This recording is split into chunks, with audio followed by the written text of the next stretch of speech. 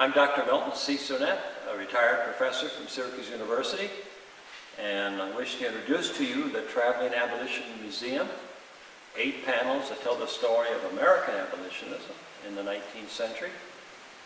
And they originated in the year 2011. The idea for a traveling exhibit came from Scott Hughes, who is a member of the Cabinet of Freedom of the National Abolition Hall of Fame and Museum. And the beauty of this is that each of the panels that you will be seeing are collapsible and can go to other venues, schools, and colleges. The themes, each of them have a theme, but the themes are roughly in a chronological order, so that the grand sweep of the story starts with slavery and the middle passage, and then carries through abolitionism up through the Civil War and into Reconstruction.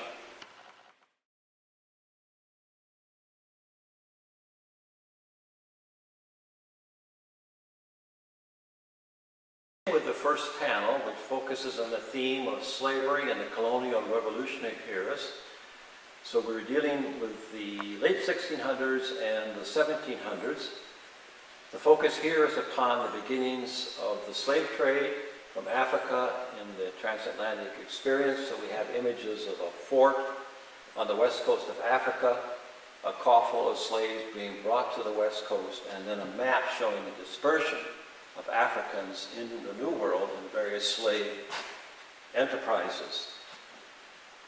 Here in one of the quadrants, and the flow generally is from left down around right. The first quadrant here deals with the story of Olaudah Equiano, who has left his Igbo, who left a personal account of his experiences being enslaved.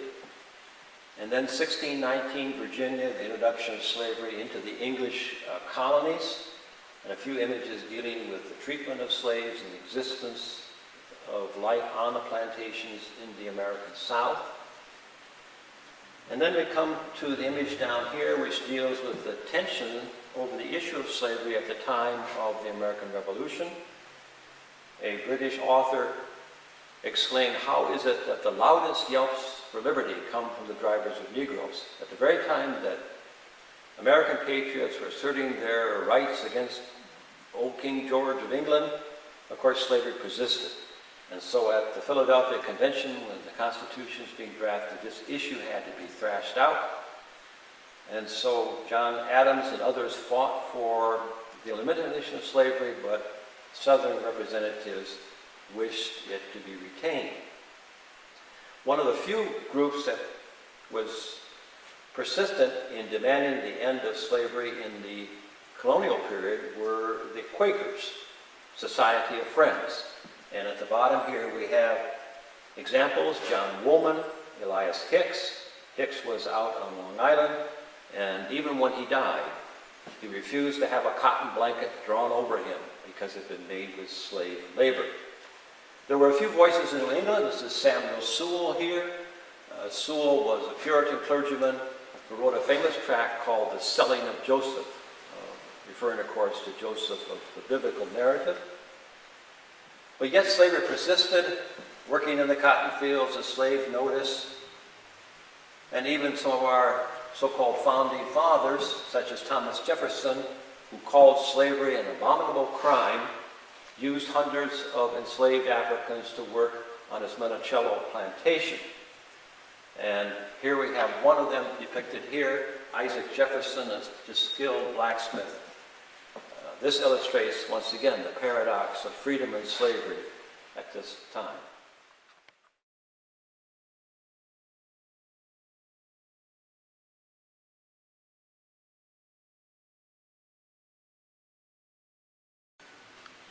Our second panel focuses on the theme of colonization and the transition to immediatism.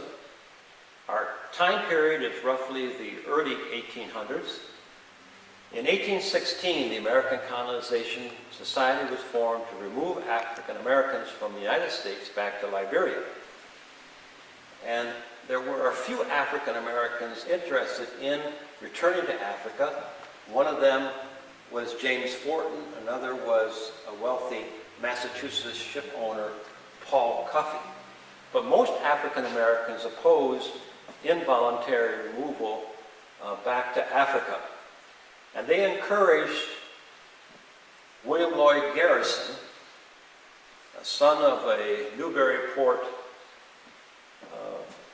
family, who on the 1st of January 1831 published the first copy of The Liberator, in which he said, "I will be harsh as truth and uncompromising as justice. I am in earnest. I will not equivocate. I will not excuse. I will not retreat a single inch, and I will be heard." He called for immediate, universal, unconditional emancipation. This was in stark contrast to the scheme of the Colonization Society or other gradualist schemes. So this, in essence, is the birth date of the American abolitionist movement. We must distinguish between being anti-slavery and being an abolitionist. You could be anti-slavery and have various gradual notions of removing or ending slavery, but Garrison called for one complete break from slavery. So this tells the story of the Colonization Society, and the top right is Garrison's call, but it's in the context of Garrison's call that here in upstate New York, Charles Grandison, Finney, and others have provided the seedbed through social revivals and other reform movements in which now abolitionism is planted. So Garrison's newspaper comes out in January 1831. That summer, Nat Turner leads an insurrection in Southampton, Virginia, one of the largest slave insurrections at the time. And this increases now the anxiety of Southerners who blame the abolitionists for inciting slave insurrection. So now our political and social lines are being hardened as a result of the emergence of abolitionism. Here in the bottom right is the World Anti-Slavery Convention that some abolitionists from here attend in England, and that's important to recognize that the English abolitionists were at least a generation ahead of the American abolitionists. England outlawed slavery in 1833, wherever the British flag is flown.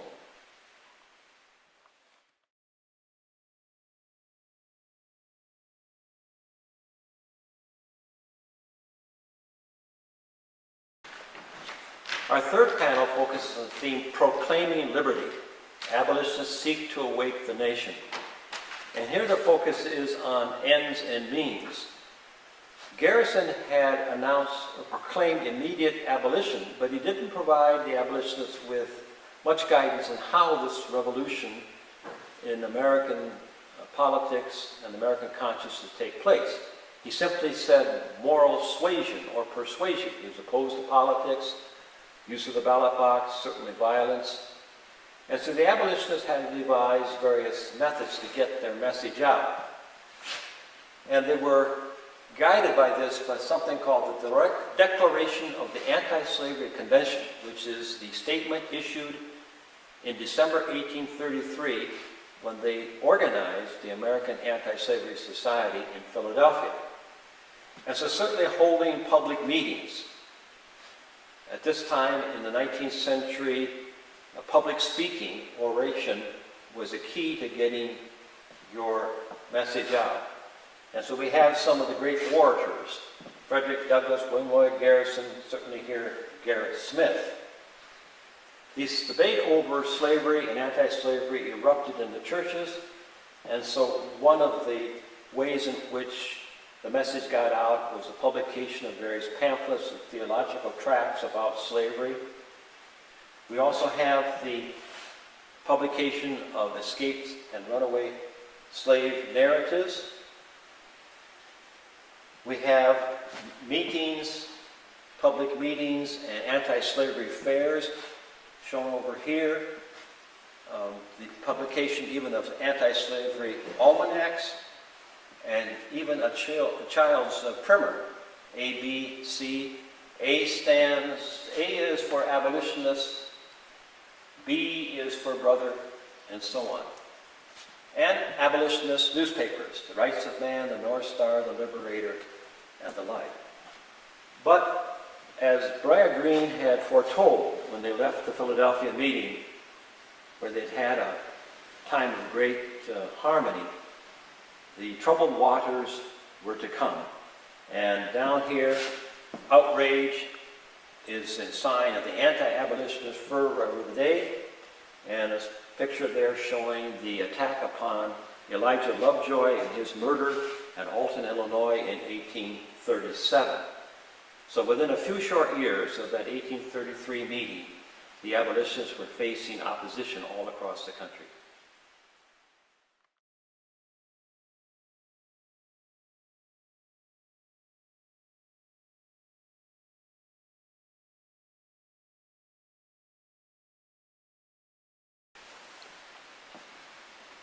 Our panel on politics of slavery and abolition focuses on a period that begins roughly in the 1840s. In the early years, moral suasion was the dominant method by which the abolitionists hoped to get their message out. But by the 1840s, partly because of the opposition to abolitionism, there was a drift more into politics. And that was driven too by the expansion of the United States, and as the country expanded into the territories, the issue of whether those territories ought to be slave or free was something that couldn't be ignored. So here we have a section on Missouri Compromise of 1820, and then the Compromise of 1850. And the debates that swirled around there that involved some people of great note here in upstate New York, such as William Henry Seward and his notion of the higher law and the irrepressible conflict. The side over here, this side of the panel focuses upon such events as the capture of those Africans who were aboard the ship, the Amistad, in 1839, the caning of Senator Charles Sumner of Massachusetts by Preston Brooks, a Democratic congressman from South Carolina, right on the floor in Congress. And the sketch at the very bottom from Harper's Weekly magazine, the conflict out in Kansas between the Free Staters and those who supported slavery. So as this conflict erupts across the nation, both in the territories and all the way to Washington, D.C., abolitionists, some of them, drift more and more to the notion of organizing politically. So over here, then, we deal with the drift towards the Liberty Party in the 1840s, which eventually, through the Liberty League, give rise to the Free Soil Party and later on the Republican Party. And we have a section dealing with some of the politicians who were part of that general process, Salmon P. Chase, for example. The upper right is the famous Cazenovia Fugitive Slave Convention in 1850, when abolitionists and freedom seekers gathered in the open to protest the Compromise of 1850.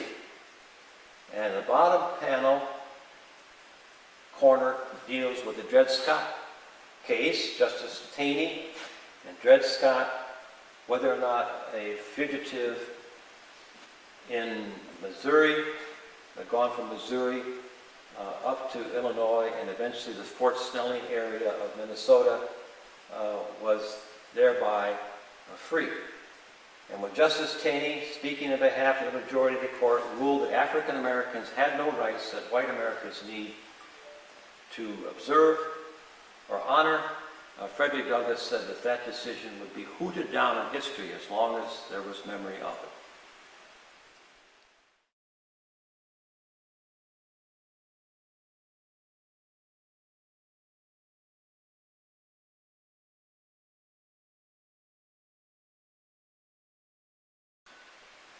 This panel has as its caption, "Right is of no sex, Truth is of No Color, taken from Frederick Douglass's paper, The North Star, 1848. So our theme is the intersection of gender and race in American abolitionism. We have, therefore, sections devoted to prominent women abolitionists. Lucretia Mott is with Katie Stanton and others. 1848, over in Seneca Falls, the Women's Rights Convention was organized. Frederick Douglass was the only man to attend and support the cause.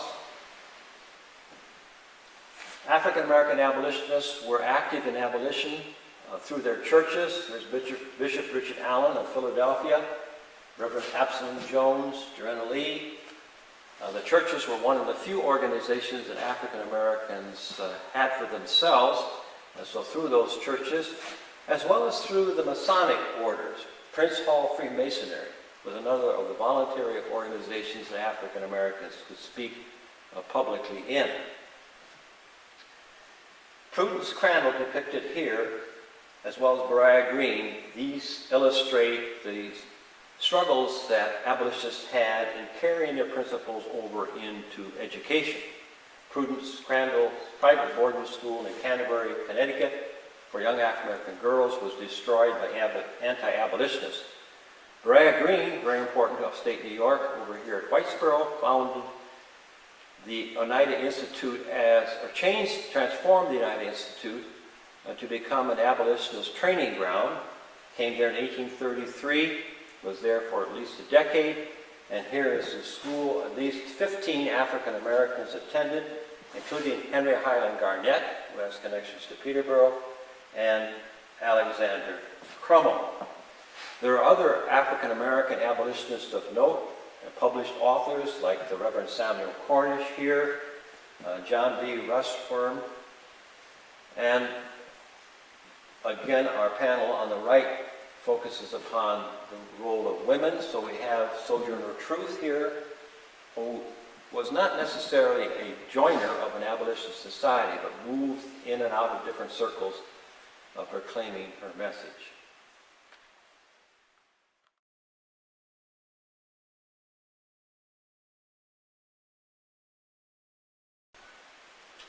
North Star Shining focuses upon the Underground Railroad. Though there is no precise date for the beginning of the Underground Railroad, it certainly accelerated as abolitionism took root. Freedom seekers made their way north, often with the assistance of helpers, and some of those helpers are depicted here, but this A Ride for Liberty, a painting by George Easton, is sort of symbolic of this escape to liberty. Sometimes, of course, there were bounty hunters and recaptures. Here is the reward notice for Harriet Tubman, published by her alleged owner. Runaway notices such as this frequently appeared in the Southern press. But if these freedom seekers could make it across the Mason-Dixon line into the north, they might be aided by people such as the Quaker Thomas Garrett here in Wilmington, Delaware, a shoemaker who allegedly aided more than 2,700 fugitives, or Isaac T. Hopper, a Hicksite Quaker in Philadelphia. Some of the freedom seekers used ingenious methods to escape. Henry Box Brown had himself boxed up and shipped north from Richmond to Philadelphia. Here are examples such as Stephen Myers in Albany, New York, African Americans who were agents on the Underground Railroad. The story here of Harriet Jacobs, who hid for a while in an attic in the South before escaping and wrote an autobiography telling that story. William Still, depicted here, is an important person in our narrative because he wrote the Bible of the Underground Railroad, so to speak, keeping records, publishing it as the Underground Railroad, naming names of both those who were seeking freedom and those who helped. A rough attempt by William Siebert, one of the early historians, to map the Underground Railroad, but honestly, no accurate map could exist. The story of Jermaine Logan and the Jerry Rescue in Syracuse in 1851, and this monument is downtown Syracuse. The attempt to recapture runaways, the famous Anthony Burns story depicted here, took place in Boston. Levi Coffin, who lived across the Ohio River and was very active there as an Underground Railroad agent. And then the queen of the Underground Railroad, Harriet Tubman, who escapes and then brings out 70 individuals, making at least 13 return trips to the South.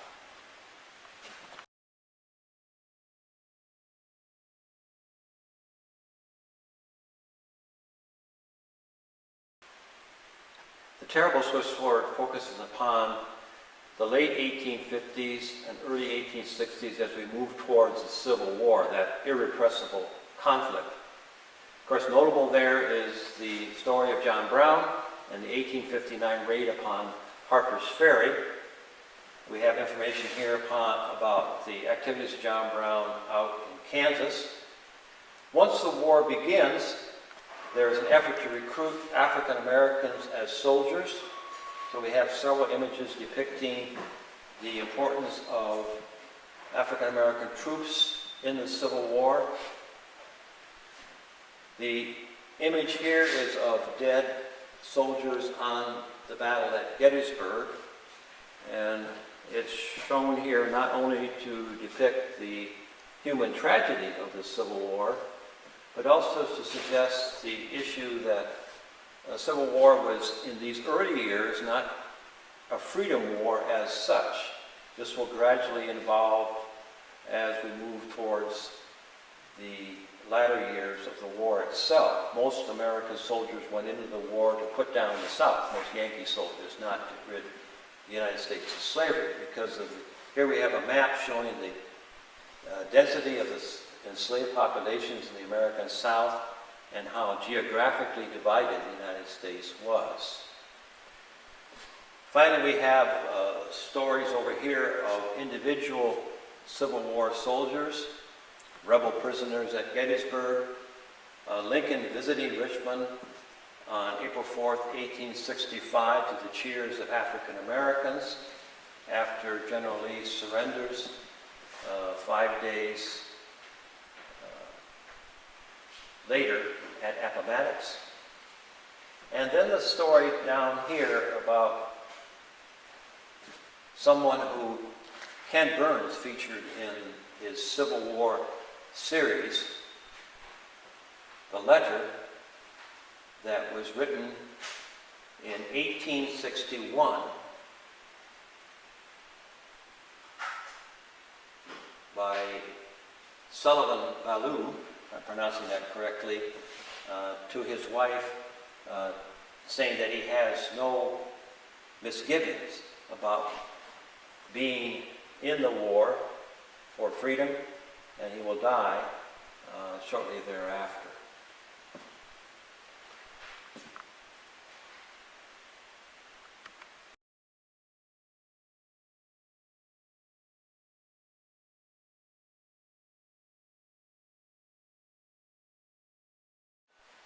Our final panel focuses upon freedom and Reconstruction, days of jubilee and struggle.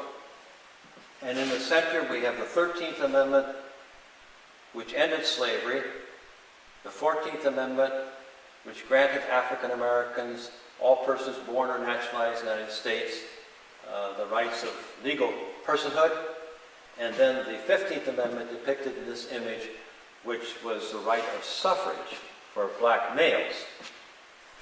Here is an image depicting some of the leaders during Reconstruction. Frederick Douglass, of course, in the middle. During Reconstruction in the South, a number of black politicians had important roles.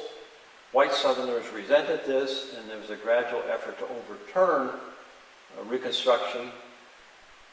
One of these techniques was the emergence of the Ku Klux Klan, and political cartoons here which demean Abraham Lincoln. Here's an image of the Klan breaking into an African American home.